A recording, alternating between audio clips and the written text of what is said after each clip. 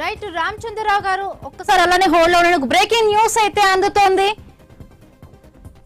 Karimnagar municipal corporation లో BJP దూకుడు ప్రదర్శిస్తోంది. Karimnagar municipal corporation లో మొత్తం డివిజన్లు 66 ఉండగా ఇప్పటి వరకు 36 డివిజన్లలో బీజేపీ ఆధిక్యం కొనసాగుతోంది. కాంగ్రెస్ 12, బీఆర్ఎస్ 3, ఎంఐఎం 2, ఇతరులు 2 చోట్ల లీడింగ్ లో ఉన్నారు.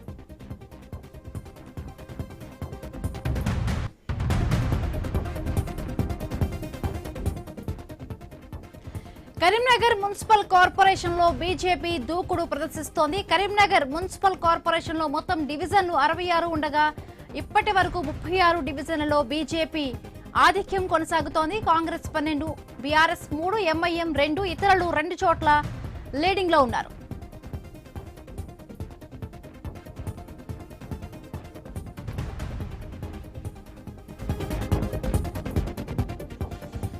ఇక మరొక బ్రేకింగ్ కూడా అందుతోంది. మంచిర్యాల జిల్లా చెన్నూరు మున్సిపాలిటీలో కాంగ్రెస్ గెలుపు దుందుభి మోగించింది. చెన్నూరు మున్సిపాలిటీలో మొత్తం వార్డులు 16 ఉండగా కాంగ్రెస్ 11, బీఆర్ఎస్ 4, బీజేపీ 2, ఇతరులు 1 చోట గెలిచారు. చెన్నూరు మున్సిపల్ చైర్పర్సన్ బీసీ మహిళకు రిజర్వ్ చేశారు.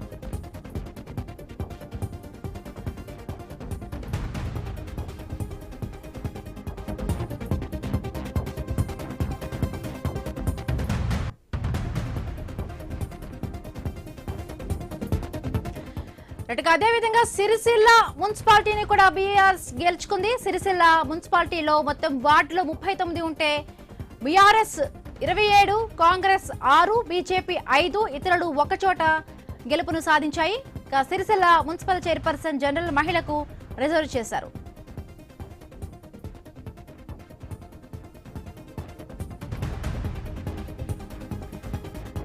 సిరిసిల్ల మున్సిపాలిటీని బీఆర్ఎస్ పార్టీ గెలుచుకుంది. సిరిసిల్ల మున్సిపాలిటీలో మొత్తం వార్డులు 39 ఉంటే బీఆర్ఎస్ 27, కాంగ్రెస్ 6, బీజేపీ 5, ఇతరులు 1 చోట గెలుచుకున్నారు. అలాగే సిరిసిల్ల మున్సిపల్ చైర్పర్సన్ జనరల్ మహిళకు రిజర్వ్ చేశారు.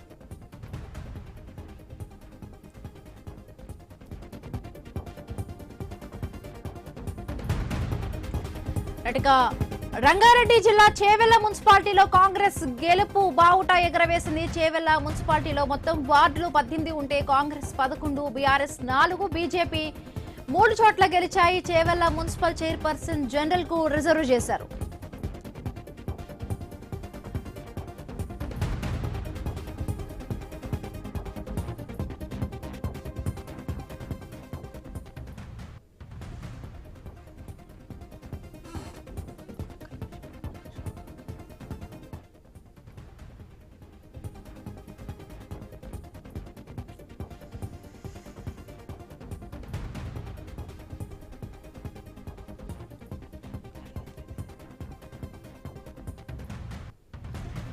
రైట్ ఓవరాల్ గా కూడా కరీంనగర్ మున్సిపల్ కార్పొరేషన్ లో కూడా బీజేపీ దూకుడును ప్రదర్శిస్తోంది. కరీంనగర్ మున్సిపల్ కార్పొరేషన్ మొత్తం 66 డివిజన్లు ఉంటే చూస్తున్న ఇప్పటి వరకు కూడా 36 డివిజన్లో బీజేపీ ఆధిక్యం కొనసాగుతోంది. కాంగ్రెస్ 12, బీఆర్ఎస్ 3, ఎంఐఎం 2, ఇతరులు 2 చోట్ల లీడింగ్ లో ఉన్నారు. మొత్తంగా లీడింగ్ లో కాంగ్రెస్ పార్టీ చూసుకుంటే ఓవరాల్ గా కూడా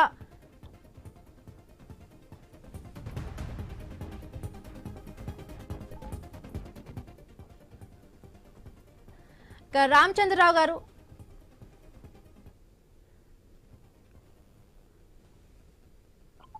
రైట్ చూస్తున్నాం రిజల్ట్స్ అన్ని కూడా మొత్తంగా కూడా కాంగ్రెస్ పార్టీ ఎక్కడికక్కడ కూడా గెలుపు దుందుబితో ముందుకు సాగుతోంది.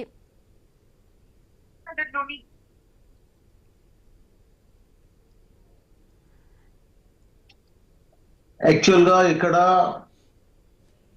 మున్సిపల్ లో ప్రతి దాంట్లో కూడా కాంగ్రెస్ పార్టీ మెజార్టీతో వస్తున్నది. ఇంకా కూడా రిజల్ట్ వస్తాయి. ఇప్పుడు వచ్చిన దాంట్లో 1000 పైన కార్పొరేషన్ అండర్ కౌన్సిలర్స్ గెలవడం జరిగింది. ఇంకా కూడా గెలవడానికి ఆస్కారం ఉంది. అంటే ఇప్పుడు సుమారుగా 2600లో మనకు వచ్చిన రిజల్ట్ లో 50% అబోవ్ మాత్రం ఖచ్చితంగా కాంగ్రెస్ పార్టీకి ఉన్నది. ఇప్పటికే వచ్చిన రిజల్ట్ మీద ఇంకా కూడా పెరిగి సుమారుగా 2600 కౌన్సిలర్స్ లో మనకు సుమారుగా 1500 మీద అంటే 80%, 60 to 70% అబోవ్ ఖచ్చితంగా గెలుస్తుంది అనేది ఈ రిజల్ట్ ఆధారంగా ఉంది. ఇంకా ఎక్కువ కూడా వస్తుండొచ్చు, కానీ ఇంకా ఎక్కువ కూడా రావచ్చు. ఇప్పటికి వచ్చిన దాంట్లో 1000 అబోవ్ వచ్చాయండి.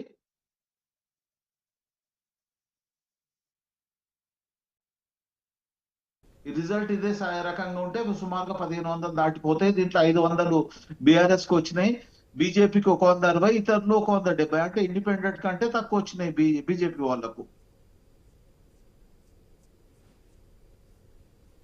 ఇండిపెండెంట్ కు వచ్చినాయి 100, ఇతరులకు వచ్చింది 170 కంటే బీజేపీ వాళ్ళకు 160 వచ్చినాయి. సుమారుగా బీఆర్ఎస్ వాళ్ళకి 500, కాంగ్రెస్ కు 1000 ప్లస్ ఉన్నాయండి ఈ రోజు, ఇప్పటి పరిస్థితి ఈ టైంలో.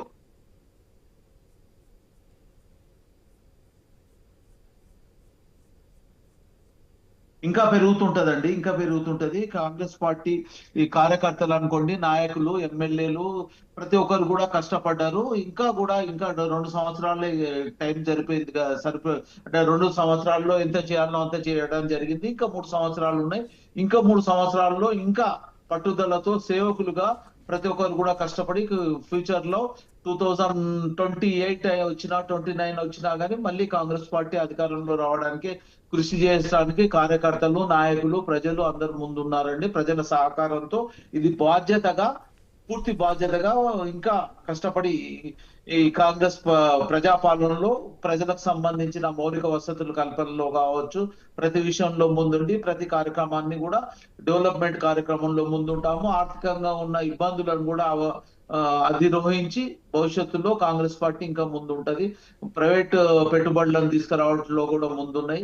ఇక్కడ మనకు కావాల్సింది ఏంటంటే కేంద్రం నుంచి మనకు రావాల్సిన నిధులను కూడా సరిగా రాకుండా పోయింది. బీజేపీ వాళ్ళని అదే దృష్టిలో అడుగుతున్నాము. 8 మంది మంత్రులు, 8 మంది అంటే 8 మంది ఎంపీలు, 8 మంది ఎమ్మెల్యేలు నుండి 2 కేంద్ర మంత్రుల నుండి కూడా మీరు నిధులు తీసుకురాకుండా గుండు సున్నా ఏం తీసుకురాని పరిస్థితుల్లో ఉన్నారు. కనీసం ఈ రిజల్ట్ ను చూసన్నా మీరు తెలంగాణ ప్రాంతము పార్టీలకు అతీతంగా మీరు హెల్ప్ చేయాలి. ఎలక్షన్లకు మట్టుకే మనం పార్టీలుగా ఉందాము. ఆఫ్టర్ ఎలక్షన్ లో మన తెలంగాణ ప్రాంతాన్ని డెవలప్మెంట్ కోసానికి మీ కృషి కూడా కావాలి, మీ తోడ్పాటు కూడా కావాలి. అది కూడా ప్రజలు గుర్తించుకుంటారు. మీరు చేసిన కృషిని బట్టి భవిష్యత్తులో మీకు కూడా ప్రజల ఆదరణ ఉంటుందని సందర్భంగా తెలియజేస్తూ బీఆర్ఎస్ వాళ్ళని కూడా రిక్వెస్ట్ చేస్తున్నాము. మీరు అంటే విమర్శ చేయకుండా మనకు సద్విమర్శ చేసి మనకు డెవలప్మెంట్ కావాల్సిన ఏమేమి అవసరం ఉందో దాంట్లో సహాయ సహకారాలు, మీ అనుభవాలను కూడా క్రోడీకరించి ఈ ప్రాంతాన్ని డెవలప్మెంట్ కు మీరు కూడా కృషి చేయాలని రిక్వెస్ట్ చేస్తున్నామండి. అంటే కాంగ్రెస్ చూసి చాలా అత్యధికంగా కూడా గెలుచుకున్న పరిస్థితి. ఇప్పటికీ కార్పొరేషన్ జిహెచ్ఎంసీ కార్పొరేషన్ 3 పరిధిలుగా కూడా చేస్తామంటున్నారు. ఇదే రకమైన జోష్తో అక్కడ కూడా గెలిచే విధంగా కూడా కాంగ్రెస్ ఉండే విధంగా ప్లాన్స్ చేస్తున్నారా? అవునండి. ఇప్పుడు ముఖ్యంగా మేము ప్రజలతో మమేకమై ప్రజలకు సంబంధించిన అవసరాలను వాళ్ళతో ఇంతకు ముందు దొర పాలనగా ప్రజలకు అందుబాటులో లేకుండా ఉంటుండే.